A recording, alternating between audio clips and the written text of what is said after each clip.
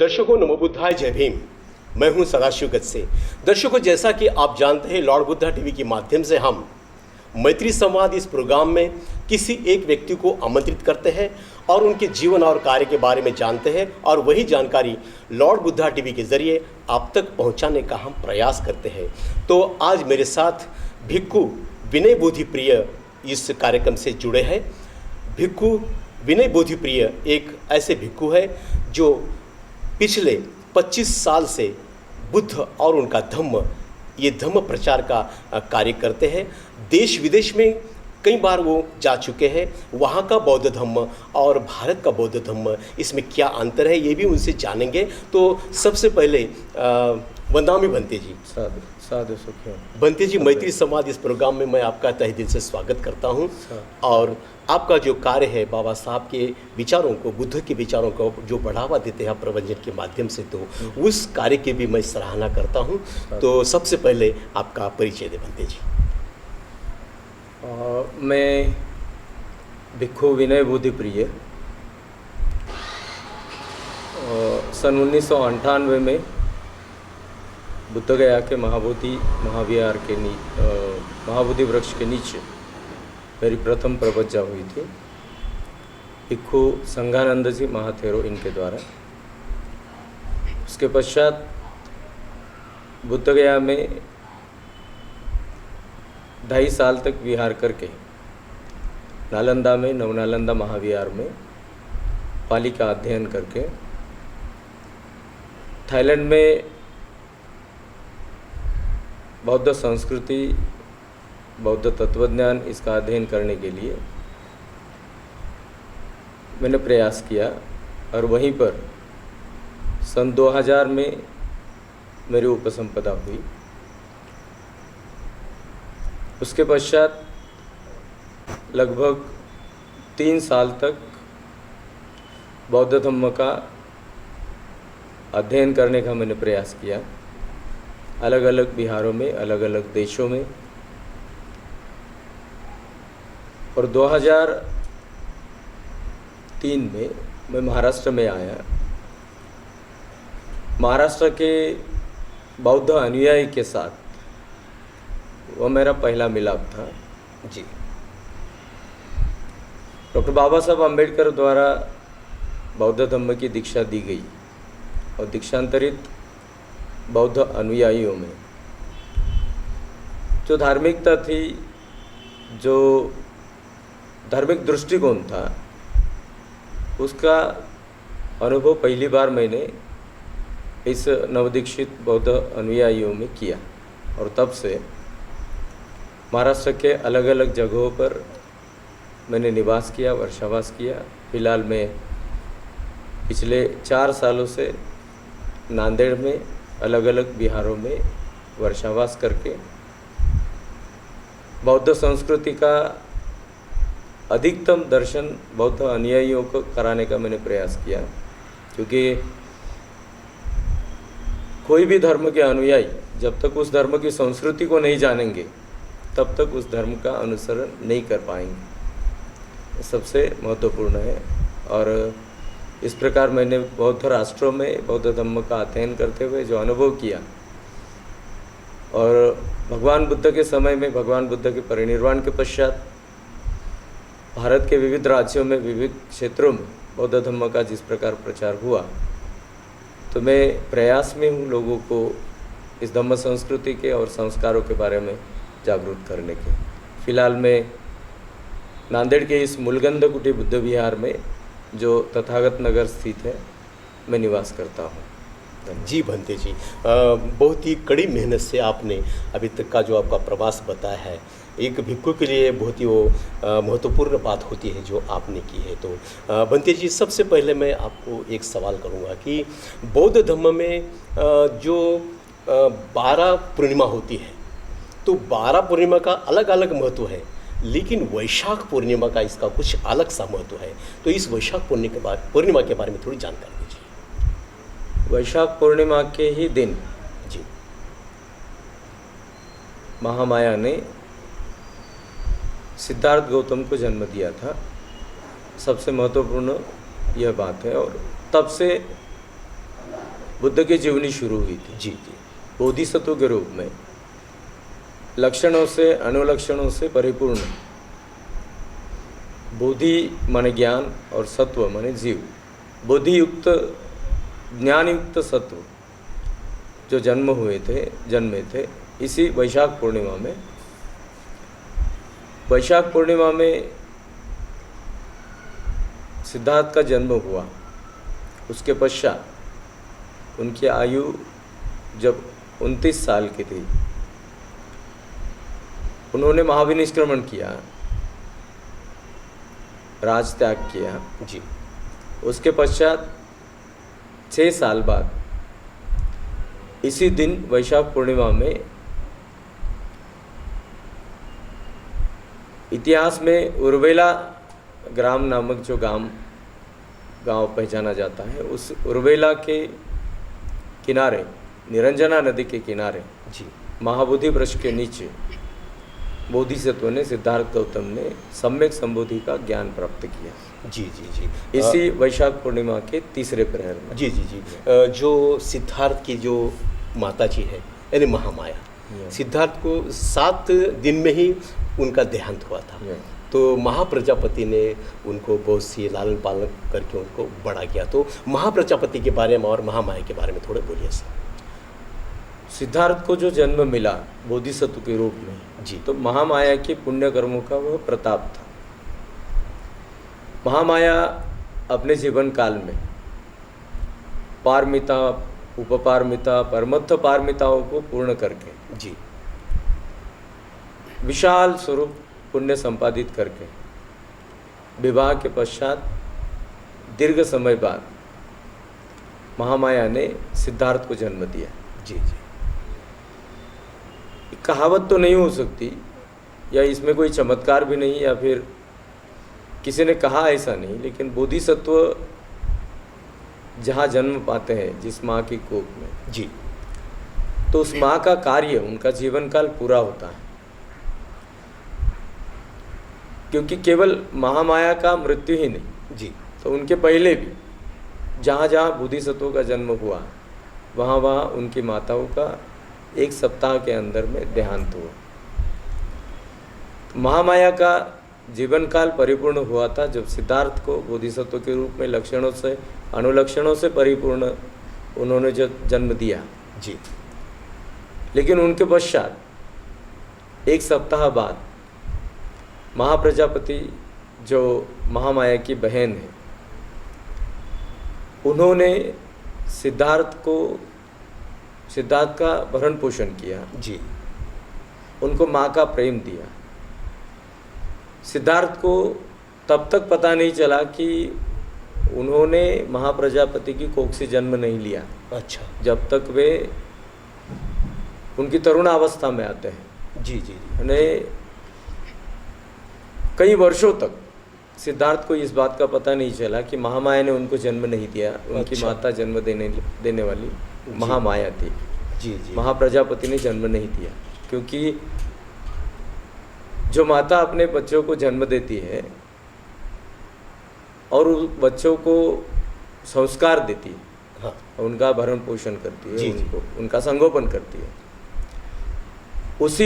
ठीक उसी प्रकार महाप्रजापति ने सिद्धार्थ का संगोपन किया। जी जी जी, दोनों माताएं बुद्धत्व के पश्चात कृतज्ञता प्राप्त करने के हेतु जो है दोनों माताओं का बहुत बड़ा योगदान है। जी जी। सिद्धार्थ बालक का जब जन्म हुआ तब हिमालय की पर्वत में जो असित मुनि नामक का जो ऋषि रहता था, उन्होंने उनके बारे में जो भविष्यवाणी कही थी, इस बारे में थोड़ी जानकारी दीजिए बंते जी।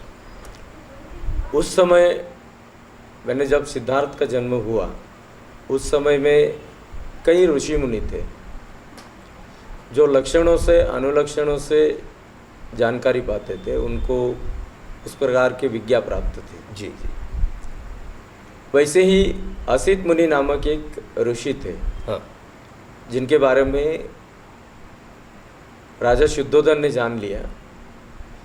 विवाह के पश्चात कई सालों बाद उनको संतान प्राप्त हुई और बहुत बड़े उल्लास से, बहुत बड़े आनंद से उन्होंने संपूर्ण कपिलवस्तु को, संपूर्ण शाक्य गणराज्य को प्रसन्न किया था।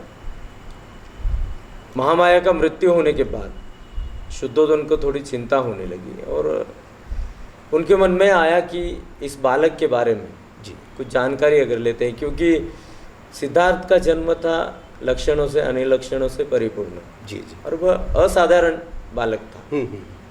जो लक्षणे अनुलक्षणे उनके शरीर पर थे, तो उनके कारण वह असाधारण लगता था और शुद्धोधन राजा के मन में कुछ चिंता से उत्पन्न हुई। अच्छा, तो इन लक्षणों का अध्ययन, इन अनुलक्षणों के बारे में जो सच्चाई जानकारी जानते हैं, अच्छा तो वैसे असित मुनि को उन्होंने निमंत्रित किया जी और उस बालक को असित मुनि को सौंप दिया।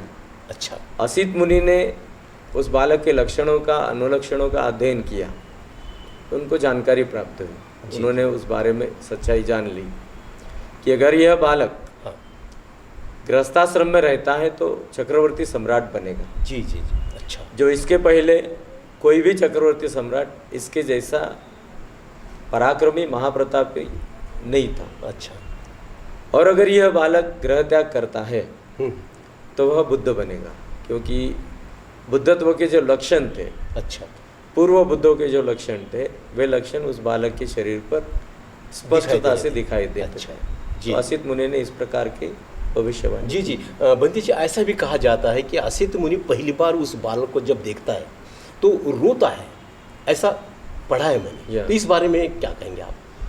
तो असित मुनि उस समय वृद्धत्व अवस्था में थे, अच्छा, उनकी उम्र बीत चुकी थी और बालक अभी अभी पैदा हुए थे। हाँ हाँ, सिद्धार्थ गौतम का जन्म अभी हुआ था। तो असित मुनि को एक बड़ा दुख महसूस हुआ कि जब यह बालक महाप्रतापी, महापराक्रमी चक्रवर्ती सम्राट बनेगा, हाँ तब मैं इस बालक को देखने के लिए जीवित नहीं रह सकता अच्छा हूँ। अच्छा, कारण ये था, रोने का कारण ये था। और दूसरा भी कारण कि अच्छा।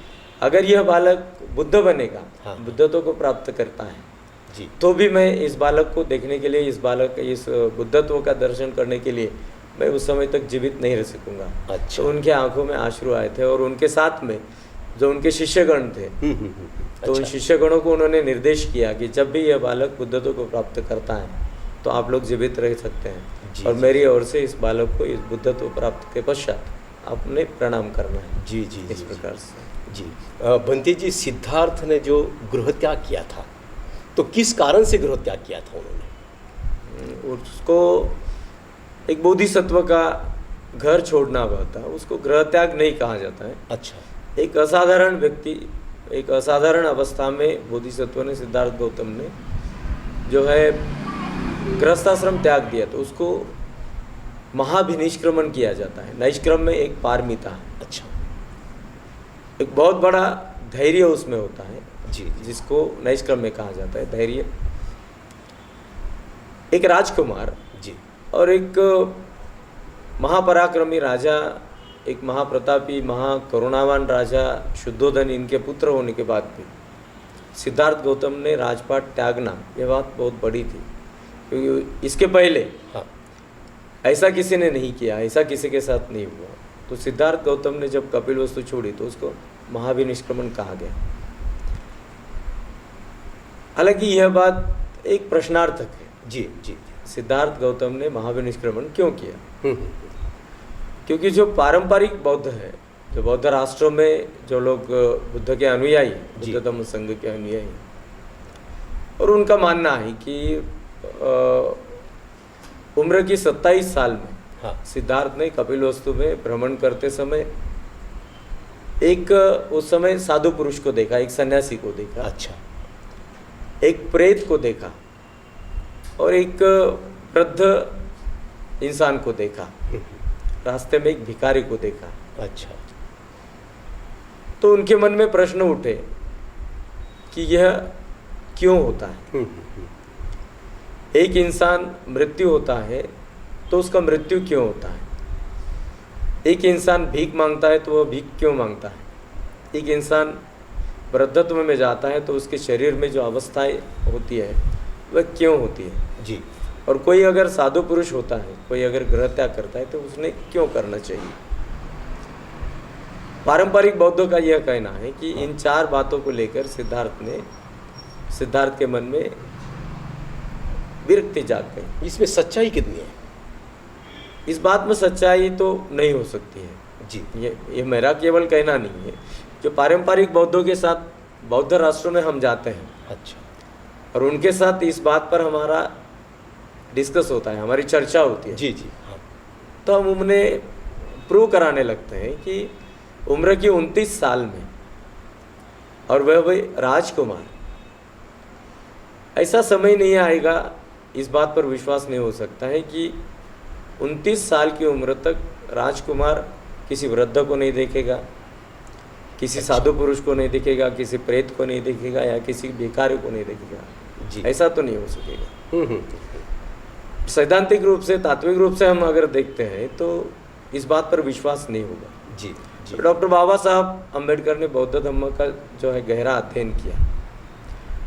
बाबा साहब अम्बेडकर जी ने बौद्ध धर्म को अपनाया, बुद्ध के सिद्धांत को अपनाया। उसके पहले बुद्ध की सच्चाई जो है बुद्धत्व की, उसकी परख बाबा साहब ने की, और यही बात बाबा साहब के मन में थी। बाबा साहब ने उसका उल्लेख भी किया कि अगर कोई राजकुमार 29 साल की उम्र तक किसी भीख मांगने वाले या किसी मृत्यु को नहीं देखता है, मृत्यु का दृश्य नहीं देखता है, या किसी वृद्ध इंसान को नहीं देखता है, या फिर कोई साधु सन्यासी पुरुष को नहीं देखता है, तो इस बात पर विश्वास करना नामुमकिन है।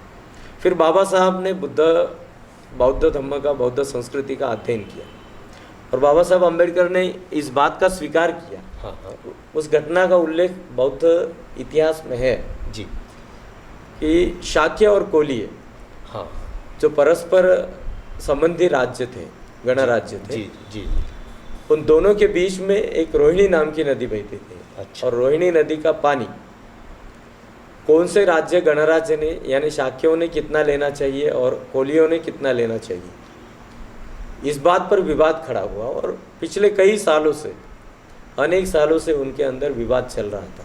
अच्छा। लेकिन इस बार राजकुमार सिद्धार्थ शाक्य संघ के सदस्य भी थे, और शाक्य संघ की बैठक में उन्होंने अपना मत प्रदर्शित किया, क्योंकि कोलीय लोग पानी के कारण युद्ध करने की इच्छा में थे जी, उनकी मानसिकता थी। तो इस बात को लेकर शाक्य लोगों ने भी, शाक्य गणों ने भी युद्ध करने का अपना इरादा बना लिया। अच्छा जी। और जब युद्ध होता है तो नरसंहार होगा, अनेक लोगों की मौत होगी। जी जी। और सिद्धार्थ गौतम जन्मजात बोधिसत्व थे, जी जी, यानी करुणा से परिपूर्ण थे। अच्छा। जन्म देने वाली माता महामाया की करुणा उनके अंदर थी, और पारमिताओं को, उपपारमिताओं को, परमत्थ पारमिताओं को पूर्णत्व करने के लिए सिद्धार्थ का जन्म हुआ था। जी जी, जो जी, बुद्धत्व उसका अंत था। जी, तो उस करुणावान बोधिसत्व ने उस युद्ध का विरोध किया कि अगर युद्ध होता है, हाँ, तो शाक्य गणराज्य के हो या कोलीय गणराज्य के हो, अनेक लोग मारे जाएंगे और नरसंहार होगा। केवल अकेले शाक्य संघ के सदस्यों में से केवल अकेले सिद्धार्थ गौतम ने उसका विरोध किया, और यह इतिहास है जी, तो इसमें सच्चाई है। शाक्य संघ का एक नियम था, जैसे आज लोकशाही में हम कहते हैं कि जहाँ बहुमत होगा, हाँ, उसको माना जाता है, तो शाक्य संघ का वही नियम था उस समय का, कि अधिकतम लोग अगर किसी एक बात को लेकर एक बाजू में होते हैं तो उनका कहना माना जाता है। जी जी जी, लेकिन युद्ध के विरोध में केवल एक अकेले राजकुमार सिद्धार्थ गौतम खड़े हुए। अच्छा। शाक्य संघ के अन्य सदस्यों ने उनका विरोध नहीं किया। अच्छा। और फिर शाक्य संघ ने सिद्धार्थ गौतम को जो है शिक्षा सुनाने के लिए, उनको मानदंड सुनाने के लिए उनको तैयार किया। अच्छा। सिद्धार्थ गौतम ने उसका स्वीकार किया। जी जी, और फिर 4 बातें शाक्य संघ ने उनके सामने रखी कि अगर तुम्हारा युद्ध को विरोध है तो शाक्य संघ के नियम के ये विरोध में है। अच्छा। शाक्य संघ की इसको अनुमति नहीं है, तो अगर तुम अकेले विरोध करते हो तो तुम्हें इसका दंड भुगतना होगा, इसका अच्छा। शासन तुम्हें भुगतना होगा। जी जी, और कुछ पर्याय उनके सामने रखे थे। अगर तुम युद्ध को विरोध करते हो तो तुम अकेले विरोधक होने के कारण हाँ तुम्हें दंडित किया जाएगा। और उसमें एक पहली बात उन्होंने रखी कि तुम्हारे माता पिताओं की संपत्ति शाक्य संघ जब्त करेगा। अच्छा। और वे तुम्हारे माता पिता बेघर हो जाएंगे। जी जी जी। उनका राज्य छीना जाएगा, उनकी संपत्ति छीन ली जाएगी। दूसरा पर्याय उनके सामने रखा था कि उनको गणराज्य से बाहर निकाला जाएगा। अच्छा। और तीसरा पर्याय उन्होंने रखा था हाँ कि अगर युद्ध को विरोधी करना है तो तुम्हें शाक्य गणराज्य छोड़ के जाना होगा। जी। सिद्धार्थ करुणावान थे, बोधिसत्व थे। जो बोधिसत्व करुणावान होते हैं वे अपने विचारों के कारण, अपने कर्मों के कारण जी जी किसी और को अगर कोई नुकसान पहुंचता है तो वे उसे स्वीकार नहीं करते। जी जी जी जी। तो बराबर। बोधिसत्व ने, सिद्धार्थ गौतम ने उस बात को स्वीकार नहीं किया। और तीसरा पर्याय उन्होंने स्वीकार किया अच्छा। कि मैं देश गणराज्य छोड़ने के लिए तैयार हूँ। जी। और फिर उन्होंने महाविनिष्क्रमण किया। अच्छा। अपने माता पिताओं को, महाप्रजापति माता और पिता शुद्धोधन और पत्नी यशोधरा, इन सभी की सम्मति उनको थी। अच्छा, तो गृह त्याग का कारण ये था। हाँ। बंटी जी, सिद्धार्थ जब ज्ञान प्राप्ति के लिए बाहर निकले तो सिद्धार्थ को ज्ञान प्राप्ति कहाँ और कैसे हुई? महाविनिष्क्रमण के पश्चात सिद्धार्थ गौतम बोधिसत्व अलार कालाम, उदकराम बुद्ध और भृगु ऋषि, इनके आश्रमों में गए। जी जी जी। जहाँ कोई साधना का अध्ययन कराता था, साधना का पाठ पढ़ाता था। अच्छा।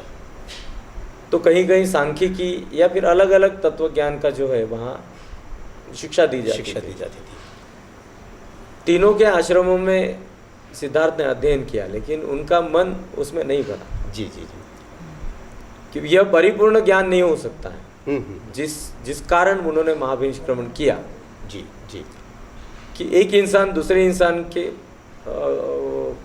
क्यों शत्रु होते हैं, क्यों वैरत्व करते हैं, क्यों किसी का खून करते हैं। या फिर उसके पश्चात जो है उनकी करुणा थी। अच्छा। कि कोई अगर धनवान है तो कोई निर्धन क्यों है। हम्म।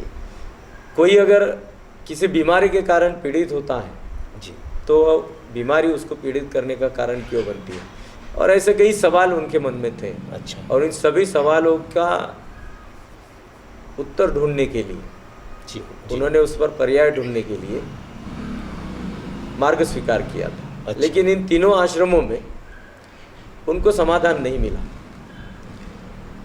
उन्होंने फिर ठान लिया कि मैं स्वयं प्रयास करूँगा। अच्छा। क्योंकि साधना या फिर ध्यान मार्ग उन्होंने स्वीकार किया ही था। अच्छा। सांख्यिकी का तत्वज्ञान उन्होंने सीखा था। तो उन्होंने स्वीकार किया कि मैं खुद इस पर परिश्रम करके जो है मार्ग ढूंढ लूँ। अच्छा।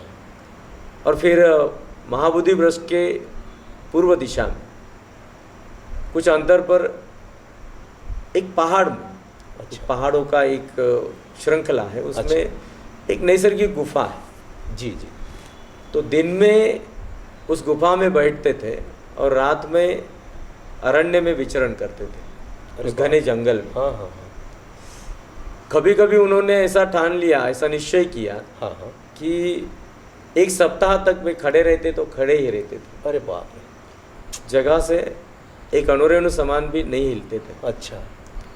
कभी कभी ठान लिया कि एक सप्ताह तक बैठे रहेंगे तो एक सप्ताह तो बैठे ही रहते थे। अच्छा।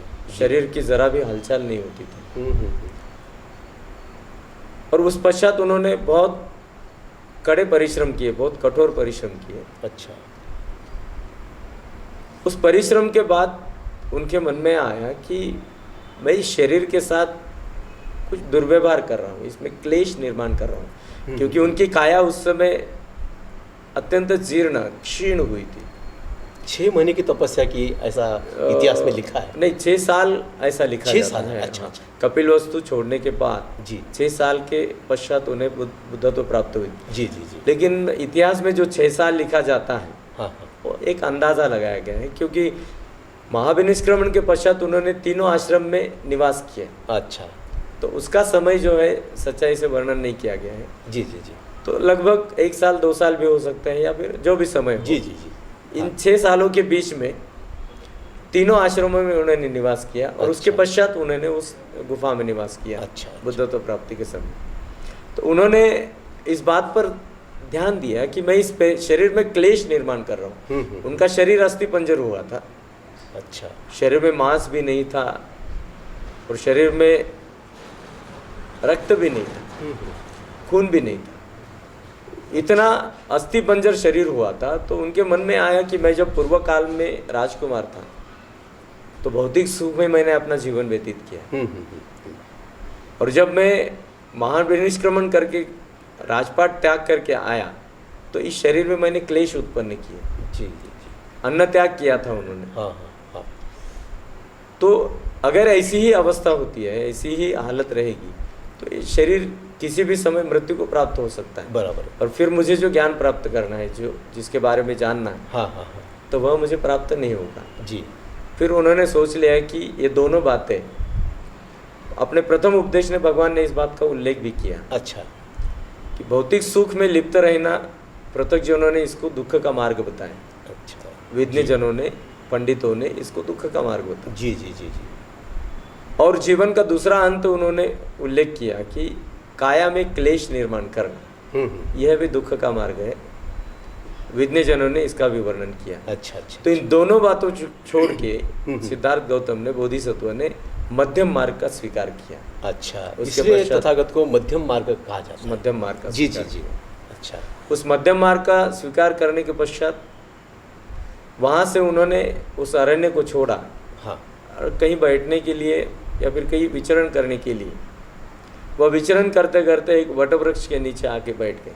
अच्छा, शरीर पूरा थका हुआ था, हम्म, शरीर में जरा भी त्राण नहीं था, जीर्ण हुआ था, अस्थिपंजर हुआ था। अच्छा, तो निरंजना नदी के पूर्व में बकरौर गांव के एक सुजाता नाम के एक गृहिणी थी। अच्छा, उनकी खेती में एक वटवृक्ष के नीचे हुए विश्रांति करने के लिए बैठे थे। सुजाता ने उन्हें देखा, उनका तेजस्वी रूप, उनका दिव्य रूप देख करके सुजाता प्रसन्न हुई। अच्छा, और सुजाता ने जान लिया कि कई सालों से शायद इस तेजस्वी पुरुष ने, इस तपस्वी पुरुष ने अन्न स्वीकार नहीं किया है। तो सुजाता ने जाके खीर बना के उनको दान किया, अच्छा, और बोधिसत्व ने उस खीर का स्वीकार किया। कई सालों के पश्चात सिद्धार्थ ने प्रथम सुजाता ने दी हुई खीर सेवन की। जी जी, बंदी जी, सिद्धार्थ को जब ज्ञान की प्राप्ति हुई, सम्यक संबुद्ध बन गए, तो वहाँ से पहला प्रवचन उन्होंने किन लोगों को दिया है? उस समय जब उस अरण्य में उन्होंने कई साल बिताए, अच्छा, तो उस समय उनको सहकार्य किया था, उनको साथ दी थी, उनकी सेवा की थी। जी, कौंडिन्य, बप्प, भद्दीय, महानाम तथा अश्वजित, इन पांचों परिव्राजकों, अच्छा, वे जटाधारी साधु थे। हम्म, तो दीर्घ काल तक उन्होंने उनकी सिद्धार्थ की सेवा की, अच्छा, उनको सहवास दिया, उनको सहकार्य किया। लेकिन सुजाता ने दी हुई खीर सिद्धार्थ ने स्वीकार कर ली और सेवन की। अच्छा, इस बात को देखकर इन पांचों के मन में प्रश्न उत्पन्न हुआ कि सिद्धार्थ ने जो है तपश्चर्या छोड़ दी, अच्छा, और सिद्धार्थ के साथ रहने में अभी हमें बस की बात बस की बात, या हमें कुछ आनंद नहीं मिलेगा। जी जी जी, सिद्धार्थ की सेवा करने में कोई आनंद नहीं मिलेगा। अच्छा, तो इन पांचों ने तय कर लिया और सिद्धार्थ का साथ छोड़ दिया। वे लोग निकल गए वाराणसी के नज़दीक, अच्छा, जो मृगदाय वन था, ऋषिपतन मृगदाय वन, वहाँ निवास करने लगे। लेकिन सुजाता की दी हुई खीर सेवन करके सिद्धार्थ के शरीर में प्रचंड ऊर्जा उत्पन्न हुई। उस ऊर्जा के सहारे सिद्धार्थ ने महाबोधि ऋषि के नीचे, निरंजना नदी के पश्चिम में, अच्छा, महाबोधि ऋषि के नीचे सम्यक संबुद्धि का ज्ञान प्राप्त किया था, वैशाखी पूर्णिमा के तीसरे प्रहर में, अच्छा, अच्छा, रात में। और ज्ञान प्राप्ति के पश्चात उन्होंने अपनी कृतज्ञता व्यक्त की। बुद्धत्व का एक श्रृंगार है, बुद्धत्व में यह एक सौंदर्य, अच्छा, नम्रता और कृतज्ञता बुद्धत्व का एक श्रृंगार, एक गुण है बुद्धत्व का, और उसमें बुद्धत्व की श्रेष्ठता। जी जी, जब राजकुमार सिद्धार्थ गौतम महाविनिष्क्रमण करके परिव्राजक बन गया, इस बात को मगध देश के जो शासक थे, हाँ हाँ, मगध नरेश राजा बिंबिसार, अच्छा, उन्होंने जान लिया और राजगृह में मगध के राजधानी में हम्म, सिद्धार्थ पहुंचे थे। और तो मगध नरेश बिंबिसार उनको मिलने गए, क्योंकि पिता शुद्धोधन इनके साथ उनके व्यवहार थे। अच्छा। और उन्होंने आग्रह किया सिद्धार्थ को कि तुम अभी युवावस्था में हो, अत्यंत सुकुमार हो, तरुण हो, और इस समय साधु यानी संन्यास ग्रहण करना ये उचित नहीं। अच्छा। उम्र बीतने के पश्चात अगर तुम ये करते हैं तो उचित होगा। जी जी। अगर विवाद हुआ है परिवार में या देश में और उसके कारण तुम देश छोड़कर आए हो तो कोई बात नहीं, फिर एक बार गृहस्थाश्रम में आइए, आ जाओ जी। मैं अपना आधा राज्य आपको दे दूंगा। तो शासक बन गया। ये बिंबिसार ने कहा? बिंबिसार ने अच्छा, कहा था, यानी जी। बुद्धत्व प्राप्ति के पूर्व। हम्म। और सिद्धार्थ को इस बात का स्मरण था। अच्छा। बुद्धत्व प्राप्ति के बाद प्रथम भगवान सम्यक संबुद्ध उस राजा को उपदेश करने नहीं पहुंचे। अच्छा। कि बुद्धत्व में विनम्रता, मैंने जो कहा कि बुद्धत्व में विनम्रता है, बुद्धत्व में वह एक श्रृंगार है, कृतज्ञता है। तो भगवान ने प्रथम बिंबिसार को उपदेश देने का नहीं सोचा। जब उन 5 परिव्राजकों ने उनकी सेवा की थी, अच्छा। वे 5 साधारण सन्यासी थे, जी जी। साधारण सन्यासी थे, और उन्होंने सिद्धार्थ की सेवा की, उनको सहकार्य किया, उनको सहवास दिया। तो इस बात की कृतज्ञता उनके मन में उत्पन्न हुई। हाँ। भगवान सम्यक संबुद्ध के, और बड़ी नम्रता से उन्होंने उनको ढूंढ लिया। उसके पहले उनके मन में आया कि प्रथम उपदेश किसको करना चाहिए। तो आलार कालाम, उदक रामपुत्र या भृगु ऋषि, इनसे मुझे कुछ ज्ञान मिला है, कुछ मार्ग उनसे प्राप्त हुआ है। तो उन्हें प्रथम उपदेश करने का उन्होंने सोचा, लेकिन उन तीनों की मृत्यु हुई थी यह उन्होंने जान लिया। फिर उनके मन में आया कि इन 5 ने मेरी सेवा की, मुझे सहवास दिया, अच्छा। मुझे सहकार किया, तो इन 5 को प्रथम उपदेश करना चाहिए। बहुत बड़ी कृतज्ञता भगवान सम्यक, जबकि देव मनुष्यों के शास्ता थे भगवान। अच्छा। ये महामानव सर्वज्ञ अवस्था में, सर्वश्रेष्ठ अवस्था में प्राप्त हो चुके थे, और फिर भी यह 5 साधारण साधुओं के प्रति उनके मन में कृतज्ञता जाग गई।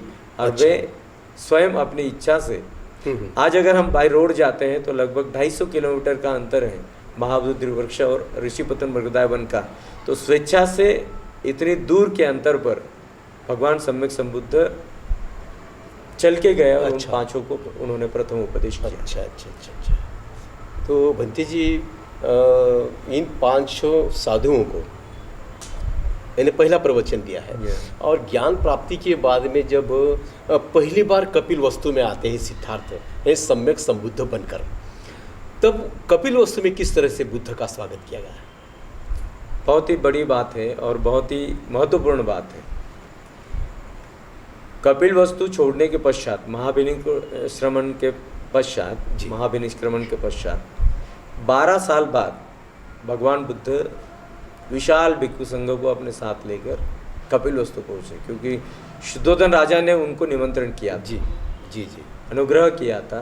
शुद्धोधन राजा ने उनको याचना की थी कि आप सभी को दर्शन देते हैं, सभी पर आपकी अनुकंपा है जी, तो आपकी करुणा, आपकी अनुकंपा हमें भी प्राप्त होनी चाहिए। हम अभी वृद्धावस्था में हैं, तो आपका दर्शन करने हम आपके पास नहीं आ पाएंगे, जी जी, नहीं आ सकेंगे। तो आप हमें दर्शन देने के लिए कपिल वस्तु में आइए, ऐसा निमंत्रण दिया? निमंत्रण दिया जी जी। और जो भी निमंत्रण लेकर भगवान के पास गए थे, तो भगवान ने उस निमंत्रण का स्वीकार किया। अच्छा। तो निमंत्रण का स्वीकार करने की यह जो वार्ता थी कपिल वस्तु में आ गई। कपिल वस्तु में शाक्य गणों में बात फैल गई कि सिद्धार्थ यानी शाक्य सिंह श्रमण गौतम, अच्छा, जो सर्वज्ञ अवस्था में प्राप्त है, जो महामानव हो चुके हैं, जो जगत गुरु है, जो श्रेष्ठ अवस्था को प्राप्त है, सर्वज्ञ अवस्था में प्राप्त है जी, और वे कपिल वस्तु को पधार रहे हैं। उनका पुनरागमन होने जा रहा है। अच्छा। तो शाक्य गणों में प्रचंड उत्साह था, बहुत उत्साह था। कई बार उन्होंने एक साथ बैठकर चर्चा की, अच्छा, कि इस महामानव का स्वागत कैसे होना चाहिए। जिस ऊंचाई पर ये शाक्य सिंह श्रमण गौतम पहुँचे, अच्छा, तो उसी ऊंचाई पर उनका स्वागत होना चाहिए। तो उन्होंने कई बार विचार विनिमय किया। शाक्य संघ के सभी सदस्य एक साथ बैठे, फिर उनमें एक विचार उत्पन्न हुआ, एक पर्याय उनके मन में आया कि किस कारण यह सिद्धार्थ गौतम इस उच्च अवस्था में प्राप्त है, इस श्रेष्ठ अवस्था में प्राप्त है। तो वे सर्वज्ञ, उन्होंने सर्वज्ञता को प्राप्त किया, यानी उच्च ज्ञान को प्राप्त किया। तो ज्ञानीवंत जो पुरुष होते हैं उनके हाथ में पुष्प देकर, उनके गले में पुष्पमाला डालकर उनका स्वागत नहीं हो सकता। हाँ। क्योंकि उनकी अवस्था उससे कहीं दूर है, कहीं ऊंचाई पर। जी जी। और बुद्धत्व की अवस्था तो सर्वोच्च अवस्था है। तो बुद्ध के हाथ में पुष्प देने से, बुद्ध के गले में पुष्पमाला पहनाने से उनका स्वागत नहीं होगा। जी जी। तो ऐसे ज्ञानीवंत पुरुष का स्वागत कैसे करना चाहिए, तो इस पर विचार विनिमय करके एक उन्होंने जो है एक विचार किया, एक बात सामने आई कि जिस कारण यह शाक्य सिंह श्रमण गौतम ऊंचाई पर पहुँचे, उसका कारण है उनकी सर्वज्ञता। अच्छा अच्छा। जो उच्च ज्ञान उन्होंने प्राप्त किया। तो ज्ञानीवंत पुरुषों का ज्ञान स्वीकार करके उस ज्ञान मार्ग पर चलने के लिए वचनबद्ध होना, यह ज्ञानीवंत पुरुषों का सच्चाई में स्वागत हो सकता है। और इसको उनका स्वागत कहना चाहिए। जी जी। कपिल वस्तु में बुद्ध का यानी सिद्धार्थ सम्यक संबुद्ध का स्वागत हुआ है कि ये स्वागत समारंभ होते समय राजा सिद्धोधन और यशोधरा की जो पत्नी है, इनके मन की अवस्था क्या होगी? नहीं, उस समय तो उन्होंने उस समय नहीं जाना। हाँ। जब सिद्धार्थ गौतम महाविनिष्क्रमण करके गए और 12 साल पश्चात उन्होंने कपिल वस्तु को पुनरागमन किया। जी जी। विशाल भिक्षु संघ के साथ। हाँ। तो उनका स्वागत करने के लिए एक भव्य दिव्य सभागृह निर्माण किया गया था कपिल वस्तु में। अच्छा। इतिहास में है। जी जी। तो सर्वप्रथम कपिल वस्तु के पूर्व प्रवेश द्वार में भगवान सम्यक संबुद्ध ने विशाल भिक्षु संघ के साथ प्रवेश किया। अच्छा। बुद्धत्व के पश्चात तो उन्हें उस सभागृह में ले जाया गया। एक विशिष्ट आसन उनके लिए निर्माण किया गया था। अच्छा। और शाक्य संघ के सभी सदस्य, शाक्यगण सभी इकट्ठा हुए और एक साथ भगवान को उन्होंने याचना की कि हमारे हित के लिए, हमारे सुख के लिए, हमारे सुखी संपन्न जीवन के लिए भगवान हम पर अनुकंपा करके हमें उपदेश कीजिए। और भगवान ने उस समय उपदेश किया। अच्छा। भगवान ने वहाँ निवास किया। शुद्धोधन राजा और यशोधरा, इनको इस बात का पता भी चला कि सिद्धार्थ गौतम बुद्धत्व के पश्चात ये भगवान सम्यक संबुद्ध जो है कपिल वस्तु में पधारे, लेकिन उनसे मिलने के लिए दोनों नहीं गए। अच्छा। और वहाँ निवास करके एक दिन भगवान सम्यक संबुद्ध अपना पात्र लेकर पिंडपात करने निकले। अच्छा। कपिल वस्तु नगरी के रास्तों में। अच्छा अच्छा। भिक्षाटन करने के लिए। अच्छा। जी जी। और शुद्धोधन राजा को इस बात की खबर मिली, तो राजा शुद्धोधन स्वयं चल के उनके पास आए। अच्छा। और उन्होंने भगवान को कहा कि बेटा, तुम इसी भूमि पर रत्नजड़ित रथों में भ्रमण करते थे और इस प्रजा के राजकुमार थे। जी। एक राजमहल में रहने वाले एक राजकुमार अगर इसी भूमि के रास्तों पर भिक्षा मांगेंगे तो इसमें मेरा अपमान होगा। हाँ हाँ। मेरे राजवंश का अपमान होगा। जी जी। भगवान ने उन्हें उत्तर दिया कि भगवान ने कहा कि हे पुरुष राजन, आपका धर्म जो भी है, क्योंकि शुद्धोधन राजा ने कहा था कि आप महल में चलिए, जी, जितने भी आपके शिष्यगण हैं आप से साथ में ले चलिए, स्वर्ण पात्र में जो भी भोजन आपकी इच्छा से होगा आपको दिया जाएगा। भगवान ने उनको उत्तर दिया। भगवान ने कहा राजन, वह आपका धर्म है, लेकिन हमारा श्रमण धर्म है भिक्षाटन करके ही अपनी उपजीविका चलाना। जी जी जी। पिंडपात करना, भिक्षाटन करना, भिक्षान्न मांगना, यह हमारा श्रमणों का धर्म है। हमें अपने रास्ते पर चलने दीजिए। जी जी। फिर भगवान ने पिंडपात किया, भिक्षान्न जो है सेवन किया। उसके पश्चात स्वयं भगवान भिक्षु सारिपुत्र और कई भिक्षुओं को लेकर राजमहल में पहुँचे। अच्छा। उनका वहीं पर स्वागत किया गया, लेकिन यशोधरा उनके सामने स्वयं होकर नहीं आई। अच्छा। यशोधरा अपने शयन कक्ष में ही थी। राहुल भी उनके साथ में ही थे। अच्छा। शुद्धोधन राजा के साथ वार्तालाप होने के पश्चात भगवान ने शुद्धोधन राजा को पूछा, यशोधरा नहीं दिखाई देती। अच्छा। राजा शुद्धोधन का उत्तर था कि यशोधरा का कहना है कि आप स्वयं उसको दर्शन देने जाएं। अच्छा। तो भगवान स्वयं सारिपुत्र भिक्षु को अपने साथ लेकर यशोधरा के शयन कक्ष में पहुंचे और यशोधरा के उन्होंने दर्शन दिए। जी जी जी, वाह। भंती जी, आप देश विदेश में जा चुके हैं और वहाँ का जो बौद्ध धम्म है और भारत का जो बौद्ध धम्म है, दोनों में अंतर क्या है? बौद्ध धम्म को लेकर अंतर नहीं हो सकता है जी।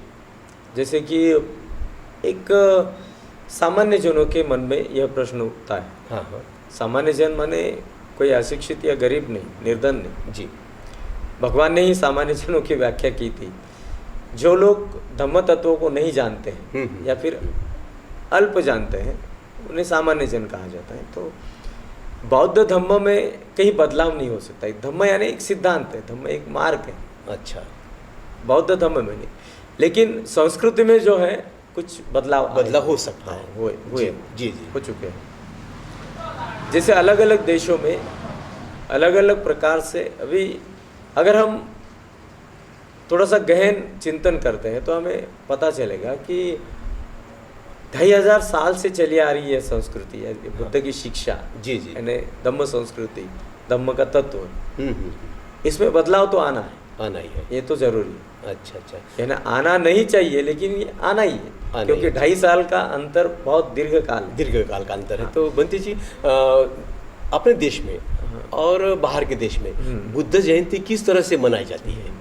वहाँ की जयंती किस तरह से मनाई जाती है? बौद्ध राष्ट्रों में तो बुद्ध जयंती यानी बुद्ध पूर्णिमा इसको कहा जाता है, विशाल स्वरूप से मनाई जाती है। जी। वर्तमान में बौद्ध राष्ट्रों के जो बौद्ध अनुयायी हैं, तो उनके अंदर, उनके मन में बहुत कृतज्ञता है भारत भूमि के प्रति, जी, भगवान सम्यक संबुद्ध के प्रति। इस पवित्र भूमि में बोधिसत्व का जन्म हुआ और इसी पवित्र भूमि में उन्होंने बुद्धत्व का ज्ञान प्राप्त किया, संबुद्धि का ज्ञान प्राप्त किया। बराबर। और इसी पवित्र भूमि में उनका परिनिर्वाण हुआ और पश्चात उन्हें जो बुद्ध धम्म का ज्ञान मिला, यानी बुद्ध धम्म का मार्ग उन्हें मिला। अच्छा। जी जी। तो वे धन्य हुए, वे ऐसा मानते हैं और उसके कारण वे समृद्ध है, ऐसा कहना है बौद्ध राष्ट्र में जो लोग हैं। अच्छा। बौद्ध अनुयायी लोग हैं जी, तो अपनी कृतज्ञता व्यक्त करते हैं। तो कई राष्ट्रों में सप्ताह तक या 2 सप्ताह तक यह बुद्ध पूर्णिमा का उत्सव चलता है। अच्छा। जी जी। जो बौद्ध अनुयायी हैं अपने घरों पर रोशनाई करते हैं या फिर आनंद उत्सव करने के, उनके जो है उत्सव करने के कई अलग अलग प्रकार है। जी। श्रीलंका में अलग प्रकार से किया जाता है। सभी लोग हाँ, एक सप्ताह तक यानी अष्टशील उपोषण ग्रहण करते हैं। ये बात विशेष है। जी जी जी। यानी जैसे आपने पहले कहा था हाँ। कि बौद्ध राष्ट्रों के बौद्ध अनुयायियों का बौद्ध धम्म कैसा मानना है, जी और जी, हाँ, भारत हाँ, में बौद्ध अनुयायियों का। हो। तो बौद्ध राष्ट्रों में जो लोग बौद्ध धम्म का अनुसरण करते हैं उनमें और भारतीय बौद्धों में एक फर्क है। अच्छा। कि बौद्ध राष्ट्रों में ज़्यादा आचरण पर जोर दिया जाता है, अनुसरण पर ज़्यादा जोर दिया जाता है। जी जी जी। और भारत में जो बौद्ध धम्म के अनुयायी हैं उनका, जहाँ तक मेरा अल्प अनुभव है, हाँ हाँ। अध्ययन पर अधिक जोर दिया जाता है, अच्छा अच्छा अच्छा। विचार चर्चा पर अधिक जोर दिया जाता है। अच्छा। तो बुद्ध जयंती यानी यह त्रिविध पावन, 3 घटनाओं से पवित्र हो चुकी है। जी जी। वैशाखी पूर्णिमा, जी। तो वैशाखी पूर्णिमा का भी सम्मान हुआ और उसको बुद्ध पूर्णिमा कहा गया। अच्छा, बराबर। और बुद्ध पूर्णिमा का उत्सव जो वह लोग अपनाते हैं, तो लगभग अधिक संख्या में लोग 1 सप्ताह तक उपोषण करते हैं। जी जी जी, बराबर। तो भगवान ने गृहस्थ और गृहिणियों के लिए जो आचार संहिता बताई थी, यानी मार्ग, जो मध्यम मार्ग, जो अष्टांगिक मार्ग कहा था, जी, तो उस अष्टांगिक मार्ग को परिपूर्ण करने के लिए अष्टशील उपोषण वो ग्रहण करते हैं। जी जी। और प्रतिदिन हाँ, बिहारों में जाकर अपना अपना योगदान देते हैं, बिहारों की स्वच्छता करते हैं, जी जी जी।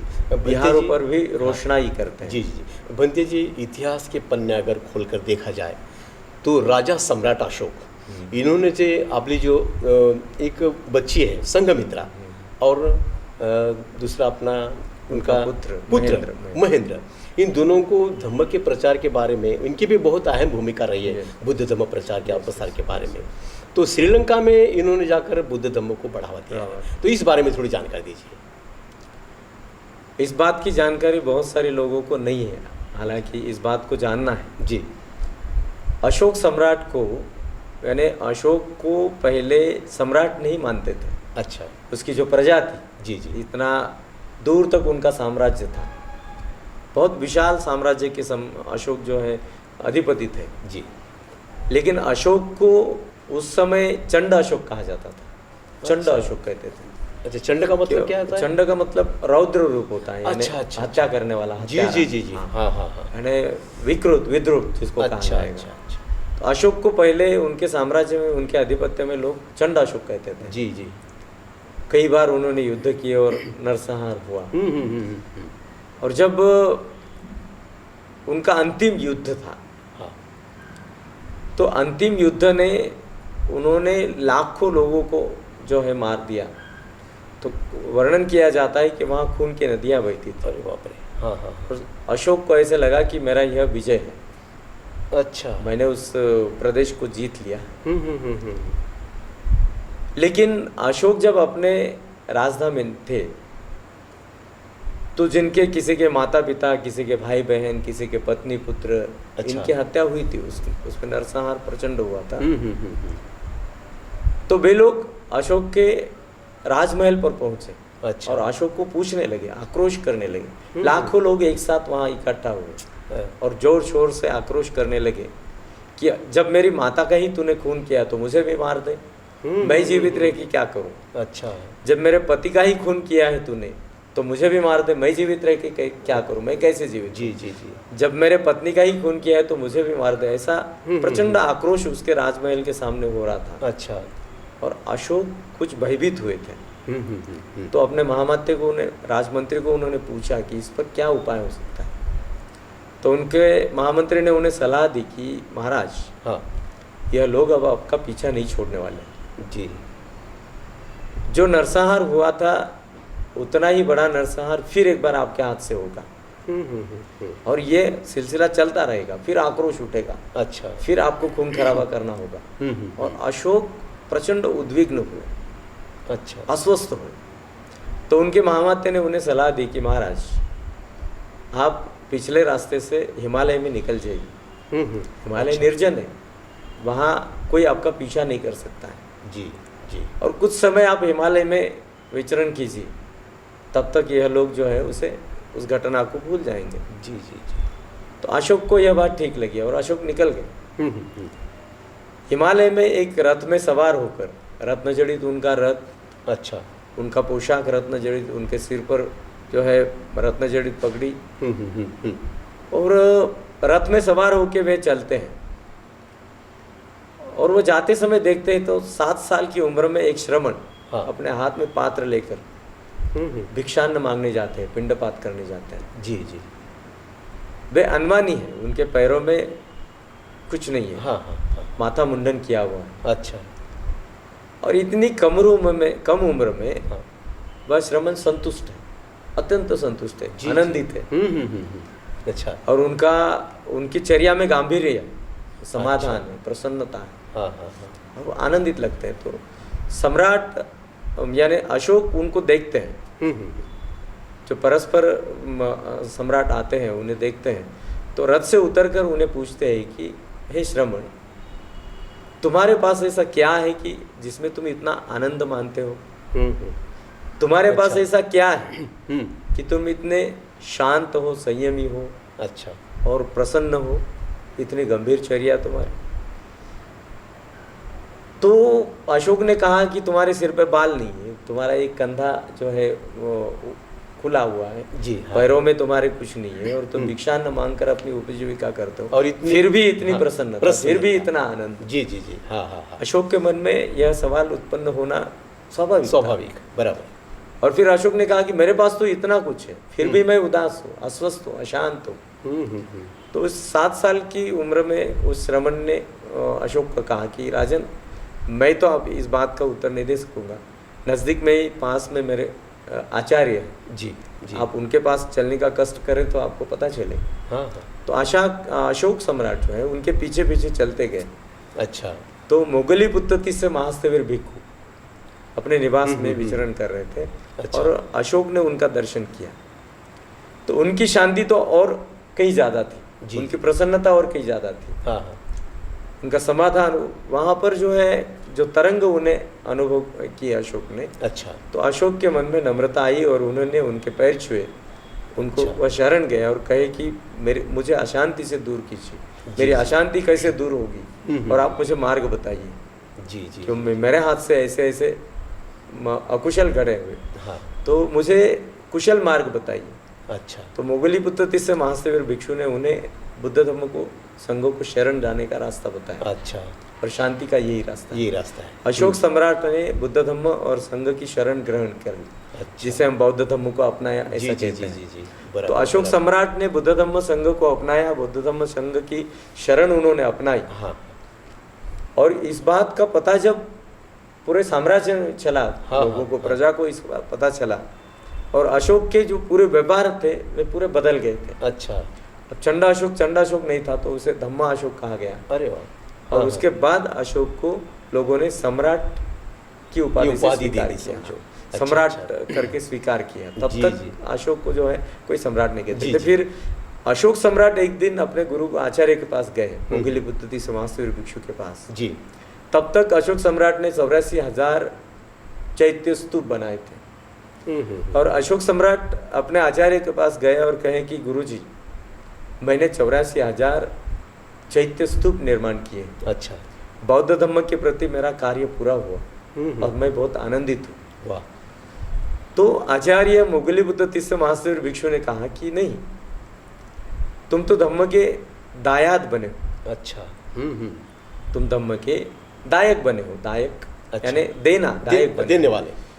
तो तुम्हें जब तक तुम धम्म के दायाद नहीं बनोगे, अच्छा। हाँ हाँ हाँ। तब तक तुम्हारा कर्तव्य पूरा नहीं हो सकता है। अच्छा। तो दायाद का मतलब होता है कि आप आपकी संतान धम्म को समर्पित करें, समर्पित करना। धम्म का प्रचार और प्रसार करने के लिए। जी जी जी। तो अशोक सम्राट को यह बात पसंद आई और उन्होंने कहा कि आचार्य जी, मैं दायाद बनने की कोशिश करूँगा। अच्छा। पश्चात उन्होंने महेंद्र और संघमित्रा इन दोनों को पूछ लिया, हाँ।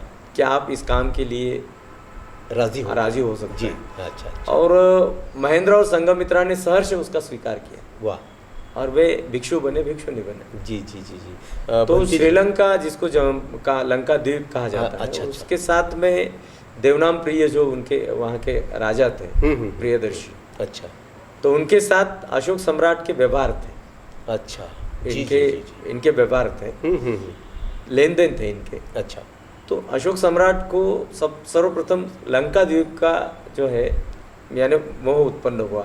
अच्छा। लंका द्वीप ने अगर बुद्ध का तत्व ज्ञान लेकर कोई जाता है, हाँ हाँ हाँ, तो मेरा कर्तव्य और अधिक बढ़ेगा। वाह। यानी फिर महेंद्र भिक्षु को उन्होंने सर्वप्रथम श्रीलंका में भेजा। अच्छा। लंका द्वीप में। जी जी। सोन भिक्षु को उन्होंने थाईलैंड में भेजा अच्छा। उसी समय में। जी जी। और उत्तर नामक भिक्षु को उन्होंने म्यांमार में भेजा, जी, जी। ब्रह्म देश में भेजा। जी। तो बंते जी, बौद्ध धर्म में यानी सिद्धार्थ गौतम बुद्ध के जीवन में बोधि वृक्ष का बहुत ही महत्व है, यानी पीपल का पेड़ उसको कहा जाता है। तो इस बोधि वृक्ष के बारे में थोड़ी जानकारी दीजिए। बोधि वृक्ष को तो भगवान सम्यक संबुद्ध ने भी पूजनीय माना है। जी। बुद्धत्व प्राप्ति के पश्चात प्रथम उपदेश देने के बाद भगवान फिर एक बार बोधि वृक्ष को प्रणाम करने के लिए उस महाबोधि वृक्ष के पास आए। अच्छा। और कुछ समय उन्होंने वहाँ पर बिताया। सम्यक संबुद्धि का ज्ञान प्राप्त करने के पश्चात दूसरे सप्ताह में जी भगवान महाबोधि वृक्ष के कुछ अंतर पर बैठे, जहाँ से स्पष्टता से महाबोधि वृक्ष दिखाई देता था। एक सप्ताह तक उन्होंने अपनी नज़र नहीं हटाई। एक अनुरेणु समान उनके शरीर में कोई हलचल नहीं हुई। अच्छा। ना वे उठे, ना बैठे, ना वे चले, ना उठे। और एक सप्ताह तक उन्होंने एनिमेश लोचन अवस्था में उस महाबोधि वृक्ष को देखा। अच्छा। इस महाबोधि वृक्ष में ऐसा क्या बल हो सकता है? 6 सालों तक मैंने इतनी कड़ी तपस्या करने के पश्चात भी मुझे ज्ञान मार्ग का पता नहीं चला, लेकिन अच्छा। एक सप्ताह इस बोधि वृक्ष के महाबोधि वृक्ष के नीचे बिताया और मुझे जो ज्ञान प्राप्त हुआ, जो संबोधि का दर्शन मुझे हुआ, तो महाबोधि वृक्ष महान है। अच्छा। भगवान ने उस महाबोधि वृक्ष को अभिवादन भी किया। जैसे हम महाबोधि वृक्ष की वंदना करते समय कहते हैं कि लोकनाथेन पूजिता इमे हेते महाबोधि लोकनाथेन पूजिता। महाबोधि का बीज उस महाबोधि वृक्ष के अनुरेणु में, अच्छा। महाबोधि वृक्ष के अनुरेणु में महाबोधि सम्यक संबोधि का बीज है। तो भगवान की वंदना करने के पश्चात या महाबोधि वंदना करने के समय में हम कहते हैं इमे हेते महाबोधि लोकनाथेन पूजिता अहम पिते नमस्सामि बोधि राजा नमुत्थते। अच्छा। यानी इस हेतु से हम इस लोकनाथ यानी बुद्ध, लोकनाथ यानी भगवान सम्यक, हाँ। भगवान सम्यक संबुद्धि ने जब इसको प्रणाम किया, इसको पूजनीय माना है, इमे हेते महाबोधि लोकनाथेन पूजिता अहम पिते नमस्सामि बोधि राजा। और इसी कारण मैं भी इस बोधि का राजा, इस महाबोधि राज को, वृक्ष को प्रणाम करता हूँ। तो महाबोधि वृक्ष का महत्व बुद्धत्व में प्रचंड है और बहुत ही आदर का स्थान। जी जी। बंटी जी, अभी बौद्ध धर्म के जो उपासक होते हैं, यानी मैं बौद्ध धर्म का हूँ, ये आइडेंटिटी जो निर्माण करनी है, तो उपासकों ने किस बात का आचरण करना चाहिए, किस तरह से आचरण करना चाहिए, इस बारे में थोड़ी जानकारी दी जाए। बहुत ही महत्वपूर्ण बात है कि अन्य धर्मों की तुलना में बौद्ध धर्म श्रेष्ठ है। जी। यानी अलग बौद्ध संस्कृति, बौद्ध धर्म का मार्ग जो है अन्य धर्मों के संस्कृति में या उनके मार्गों में अलग। अच्छा। और उसकी विशिष्टता यह है कि बौद्ध धर्म आचरण पर निर्भर है। बौद्ध धर्म का हर एक तत्व आचरण पर निर्भर होता है। जी जी। बौद्ध धर्म के अनुसार यानी आचरण ही केंद्र बिंदु है। बुद्ध के तत्व ज्ञान का केंद्र बिंदु आचरण, बराबर। लेकिन अन्य संप्रदायों में, अन्य संस्कृति में, अन्य धर्मों में हाँ, आचरण के अलावा यानी आचरण को गौण माना जाता है, लेकिन कर्मकांड या फिर काल्पनिक शक्तियों पर विश्वास करना, इस बात को अधिकतम महत्व दिया जाता है। जी जी जी। तो इस कारण बौद्ध धर्म यानी बुद्ध का तत्व ज्ञान जो है विशिष्ट है। जी जी। तो बौद्ध धर्म के आचरण में गृहस्थों के लिए, गृहिणियों के लिए कुछ आचार संहिता है। जी जी। जो नेसेसरी उन्होंने अनुसरण करना चाहिए, तभी उनको उपासक या उपासिकाएं कहा जाएगा। यानी डॉक्यूमेंट में बौद्ध लिखने के बाद ही केवल मैं बौद्ध उपासक हूँ, मैं बौद्ध उपासिका हूँ, यह कहना उचित बराबर है। बंटी जी, तो आचरण में एक अंतिम बात मैं आपको बोलिए कि एक बात मैं आपको याद दिलाता हूँ कि बाबा साहब अम्बेडकर जी ने बौद्ध धर्म की दीक्षा ली विजयादशमी 14 अक्टूबर 1956 में। जी।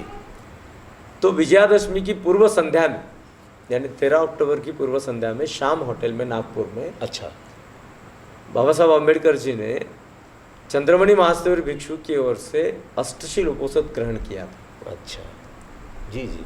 जो उस समय उपस्थित थे, हाँ, उन लोगों ने इस बात को जिक्र किया है। जी जी। कि बाबा साहब अम्बेडकर जी ने अष्टशील उपोषद ग्रहण करके भिक्षुओं के द्वारा परित्राण पाठ करवाया था। अच्छा। तो अष्टशील उपोषद गृहस्थों के लिए, गृहिणियों के लिए आचार संहिता। जी जी जी जी। बौद्ध धर्म का अंगीकार करना है, बौद्ध धर्म का अनुसरण करना है, हाँ, तो सर्वप्रथम आप गृहस्थों को, गृहिणियों को अष्टशील उपोषद ग्रहण करना पड़ेगा। जी जी। और उसके मार्ग है। हाँ जी। तो बाबा साहब ने अष्टशील उपोषद ग्रहण करके ही दूसरे दिन, हाँ, फिर बाबा साहब ने पूरे विश्व को जो है इशारा किया कि आज मेरा नया जन्म होता है। जी, और जबकि मैं बौद्ध धर्म का स्वीकार करता हूँ, और पूरे विश्व को बाबा साहब ने ये सूचित किया। जी जी जी। माने बाबा साहब की ओर से हमें यह शिक्षा मिलती है कि बौद्ध धर्म केवल कहने के लिए, केवल सुनने के लिए नहीं होता, वो आचरण के लिए होता है। यह अष्टशील उपोषद जो होता है, हाँ, इंसान को कायिक, वाचिक और मानसिक विशुद्धि मार्ग पर ले जाने वाला मार्ग है। जी। यानी शारीरिक कर्मों में, हाँ, विशुद्धि लानी है तो अष्टशील उपोषित आपके लिए अनिवार्य है। जरूरी है, जरूरी है वाचा में विशुद्धि लानी है तो अष्टशील उपोषित आपके लिए अनिवार्य है जी। और मन के विचारों में अगर विशुद्धि धारण करनी है तो आपको अष्टशील उपोषित अनिवार्य है। इस अष्टशील उपोषित का अनुसरण करके आपको शील समाधि प्रज्ञा यानी अष्टांगिक मार्ग का दर्शन हो सकता है और अष्टांगिक मार्ग बुद्ध के सिद्धांतों का केंद्र बिंदु है। केंद्र बिंदु है। माने आचरण में आप गृहस्थ और गृहिणियों को, जिसे आप उपासक जी, उपासिकाएं जी, कहते जी, हैं, हाँ। उनको इन सभी बातों का दर्शन होना चाहिए। बाबा साहब का दृष्टिकोण इतना सूक्ष्म था जी। कि बाबा साहब ने भाषण तो दूसरे दिन किया, लेकिन जो बौद्ध धम्म को अपनाया उसका जो मूल्य बाबा साहब ने वर्णन किया था 15 तारीख को यानी 14 तारीख को जी। विजयादशमी के दिन, हाँ हाँ हाँ। तो उसमें बाबा साहब ने हमें एक कर्तव्य का निर्देश किया था जिसे हम प्रतिज्ञा कहते हैं। जी जी जी। तो उसमें एक कर्तव्य हमें बाबा साहब ने निर्देशित किया था कि मैं अष्टांगिक मार्ग का अनुसरण करूंगा। हाँ यानी बराबर। अष्टांगिक मार्ग अष्टशील उपोषित और शील समाधि प्रज्ञा बौद्ध धम्म के मूल सिद्धांत हैं। जी जी। तो इन मूल सिद्धांतों का अनुसरण करके ही कोई पुरुष या कोई स्त्री बौद्ध धम्म के अनुयायी हो सकते हैं, उपासक या उपासिकाएं हो सकते जी हैं। जी जी। ये बात बहुत महत्वपूर्ण है। बराबर है बंते जी। अब एक मेरा सवाल आपसे ये रहेगा कि बौद्ध संस्कार विधि जो होती है, इस बौद्ध संस्कार विधि में एक सूत्रता नहीं है, तो इस बारे में क्या कहेंगे आप? पहली बात तो आप जान लीजिए कि बौद्ध संस्कृति में विधि यह शब्द अनुचित है। अच्छा। उचित नहीं। जी जी जी। क्योंकि शब्दकोश में आप देखिए विधि शब्द का स्पष्ट अर्थ कर्मकांड होता है। अच्छा। बौद्ध संस्कृति में हम्म। उसे संस्कार कहा जाता है। अच्छा जी। जैसे विवाह विधि नहीं, विवाह संस्कार। अच्छा अच्छा। जैसे नामकरण विधि नहीं, हाँ। नामकरण संस्कार। जैसे अंतिम विधि नहीं तो अंतिम संस्कार। अच्छा अच्छा अच्छा ठीक है। केशवपन विधि नहीं तो केशवपन संस्कार। संस्कार। तो अच्छा अच्छा। विधि यह शब्द बौद्ध संस्कृति में कहीं भी हमें दिखाई नहीं देगा। अच्छा अच्छा। विधि का अर्थ होता है कर्मकांड। ये संस्कार में, बौद्ध संस्कार में हाँ, एक जो सूत्रता नहीं एक है। सूत्रता। हाँ। हाँ। तो एक सूत्रता तो है। एक सूत्रता किसे कहा जाता है मैं आपको निर्देश देता हूँ, हाँ, आपको आपके नज़र में लाता हूँ कि जी जी जी। एक सूत्रता का कहना, इसका अर्थ क्या होता है? यानी जैसे एक सूत्रता किसे कहा जाएगा, जैसे बाबा साहब अम्बेडकर जी ने हमें एक निर्देश किया था। हाँ। कि एक बाबा साहब अम्बेडकर का पत्र है एक नासिक के कर्डक नाम के एक गृहस्थ के लिए। अच्छा। तो उस कर्डक ने बाबा साहब को प्रश्न किया था कि बाबा साहब बौद्ध धम्म के अनुसार विवाह कैसे होना चाहिए। हाँ, हाँ। क्योंकि मेरी इच्छा है बौद्ध संस्कृति के अनुसार, बौद्ध धर्म के अनुसार विवाह करने की, तो बाबा साहब आप मुझे बताइए। हाँ। तो बाबा साहब ने उन्हें उसका जवाब भेजा। हम्म, बाबा साहब उस समय दिल्ली में थे। अच्छा। तो बाबा साहब ने उसमें लिखा हुआ था कि महामंगल सूत्र के जो 38 मंगल भगवान ने कहे थे मनुष्य को उत्तम मंगल के मार्ग, तो वे 38 मंगल उस समय उस विवाहोत्सुक जो वधूवर है, हाँ। तो उन्हें संस्कार के रूप में महामंगल के वे 38 मंगल समझाने चाहिए। अच्छा। पाली भाषा में तो उसका पठन करना चाहिए, लेकिन शब्दशः अर्थ में उनको उनकी मातृभाषा में भी उससे परिचय कराना चाहिए। क्योंकि अगर पाली भाषा में हम केवल पठन करेंगे तो वो समझ में नहीं तो समझ में नहीं आएगा। तो ब्राह्मणों में या संस्कृत धर्म में या पाली धर्म में कोई फर्क ही नहीं। बराबर। तो बाबा साहब का कहना था कि उसको शब्दशः अर्थों में बताना चाहिए। अच्छा। तो बाबा साहब ने उसका निर्देश किया था बौद्ध संस्कृति में विवाह कैसे होना चाहिए। तो बुद्ध पूजा के आसन पर एक नया एक मटका होना चाहिए। अच्छा। जो निर्मल पानी से भरा हुआ है। अच्छा। उसके अंदर एक सूत्र होना चाहिए, सूत्र छोड़ना चाहिए जी। और जिनको संस्कार दिए जाने वाले हैं उनके हाथ में एक सूत्र होना चाहिए जी। और जो संस्कार देने वाले हैं उनके हाथ में एक सूत्र होना चाहिए। और जो संस्कार के समय में उनको महामंगल के संस्कार देने चाहिए। अच्छा। तो अगर मैं यह करता हूँ और आप भी यह करते हैं, लेकिन संस्कार देते समय कोई गाथा अगर हम आगे पीछे कहते हैं, जैसे कि हाँ। आप लोगों के नज़र में एक सूत्रता का कहना यह है, हाँ, मेरी जानकारी के अनुसार, हाँ। कि मैं अगर बुद्ध वंदना करता हूँ तो मैं वंदना करते समय इति विश्व भगवा अरहं सम्मा संबुद्धो यहाँ से शुरुआत करता हूँ। अच्छा। तो अगर आप वंदना करते हैं तो आप वर्ण गंध गुणोपेतंग एतंग कुसुम संतति यहाँ से शुरुआत करते हैं। जी। कोई तीसरे अगर वंदना की शुरुआत करते हैं हाँ। तो वो कोई गाथा और गाथा पठन करके, जैसे सुगंधिकाय हो या फिर हाँ। गंध संभार हो या घनसार पदित्यन हो, ऐसी कोई दूसरी गाथा से शुरुआत करते हैं। जी, तो इसका अर्थ यह नहीं कि हमारे अंदर एक सूत्रता नहीं है। एक सूत्रता इसे नहीं कहा जाएगा। जी जी। एक सूत्रता का अर्थ होता है कि हम अगर विवाह के समय में गाथा पठन करते हैं तो विवाह के संस्कारों की ही गाथा पठन करनी चाहिए। हम अगर अंतिम संस्कार में जाते हैं, हाँ, कई लोग अंतिम संस्कारों में त्रिशरण पंचशील ग्रहण करते हैं, हाँ करते हैं, या बुद्ध धम्म संघ की वंदना करते हाँ, हैं, हाँ, और इसका वहाँ कोई मेल जोल नहीं, अच्छा, कोई मिलाप नहीं हो सकता। जी जी, क्योंकि वह अंतिम संस्कार है। हम वहाँ बुद्ध की वंदना उस प्रेत वस्तु को देख करके हम बुद्ध को क्या वंदना करेंगे, क्या फिर त्रिशरण पंचशील हम ग्रहण करके क्या साध्य कर सकते हैं। तो वहाँ हमें भावना करनी है अनित्य दुख अनात्म। अच्छा, जो भगवान ने कहा था, सभ्य संखारा अनिच्चाति, सभ्य संखारा अनत्ताति, सभ्य धम्मा दुखाति, अनिच्चावत संखारा। या फिर मनुष्य के उत्पन्न होने के पहले से जीवित अवस्था तक या मृत्यु परांत भगवान ने कार्यकारण सिद्धांत में प्रतीत्य समुत्पाद में सुंदरता से उल्लेख किया हुआ है, अत्यंत सूक्ष्मता से उल्लेख किया हुआ है। तो उस प्रतीत्य समुद्र का तो वहाँ पठन होना चाहिए, या फिर अनित्य दुख अनात्म की भावना करनी चाहिए। तब उस प्रेत को हम अपना संस्कार दे सकते हैं, उसके प्रति भावना। अब एक सूत्रता हम में नहीं है, इसका यह अर्थ है कि मैं अगर जाता हूँ तो मैं अनिच्चावत संखारा या फिर सभ्य संखारा अनिच्चाति, सभ्य संखारा अनत्ताति, सभ्य दुखा, सभ्य धम्मा दुखाति, इस भावना का पठन करता हूँ। और आप अगर वहाँ जाते हैं तो इति विश्व भगवान या फिर त्रिशरण पंचशील का पठन करते हैं, तो इसे हम जरूर कहेंगे कि यह हमारे अंदर एक सूत्रता नहीं। तो इसके लिए इसके ऊपर जो है हमारे पर्याय क्या हो सकता है, उपाय क्या होना चाहिए। जी जी जी, बराबर। केवल हम कहते आ रहे हैं, हाँ, इस पर हमारा उपाय क्या होना चाहिए। तो धम्म कार्य में यानी धम्म के प्रचार प्रसार में इस कार्य को करने वाले लोग, जैसे हम भिक्षु या फिर आप कोई उपासक है, कोई अगर किसी को बोधाचार्य कहता है, कोई अगर किसी को धम्म मित्र कहता है, कोई अगर किसी को धम्माचार्य कहता है, या कोई और किसी अन्य बातों से परिचित है। जी जी। तो धम्म कार्य करने वाले ऐसे लोग, ऐसे समय पर यानी उपस्थित होने वाले लोग, हम लोग अगर इकट्ठा बैठते हैं और इस पर विचार विनिमय करते हैं जी, तो हम एक सूत्रता इसमें ला सकते हैं, मार्ग निकल सकता है और निकलना चाहिए। मैं तो इस बात से सहमत हूँ कि हमें यही करना चाहिए जो बौद्ध संस्कृति में, बौद्ध संस्कृति के अनुसार जी। हम अगर किसी के जन्मदिन पर जाते हैं और वहाँ पर अगर कोई दूसरी गाथा पठन करते हैं, हम अगर किसी के विवाह में जाते हैं और वहाँ कोई और दूसरी गाथा पठन करते हैं, तो हमारे अंदर निश्चित रूप से मैं जो कह रहा हूँ यही बात सही है, ऐसा तो मेरा कहना नहीं हो सकता। जी जी जी। लेकिन हम जब सारे काम करने वाले लोग इकट्ठा बैठते हैं और कई दिनों तक हमें इस बात पर चर्चा करनी होगी, मैत्रीपूर्ण हमें चर्चा करनी होगी, तब इस बात पर जो है पर्याय हम जो है जी बराबर कर सकते हैं। भंती जी, समय की पाबंदी है, तो जाते जाते एक सवाल आपसे मेरा ये रहेगा कि जो घर में बैठे हुए लोग लॉर्ड बुद्धा टीवी के माध्यम से आपकी बातें सुन रहे हैं, आपके विचार सुन रहे हैं, तो ऐसे लोगों के लिए, उपासकों के लिए क्या पैगाम दोगे आज? वैशाखी पूर्णिमा का महत्व आपने पूछा था, तो उसका अंतिम महत्व जो था जी, वैशाखी पूर्णिमा के ही तीसरे प्रहर, वैशाखी पूर्णिमा की रात में तीसरे प्रहर कुशीनारा मल्ल गणराज्यों में की राजधानी में शाल वन में 2 शाल वृक्ष के बीच भगवान सम्यक संबुद्ध का परिनिर्वाण हुआ था जी। यह तीसरी घटना थी। पहली घटना वैशाखी पूर्णिमा में थी, सिद्धार्थ का जन्म जी।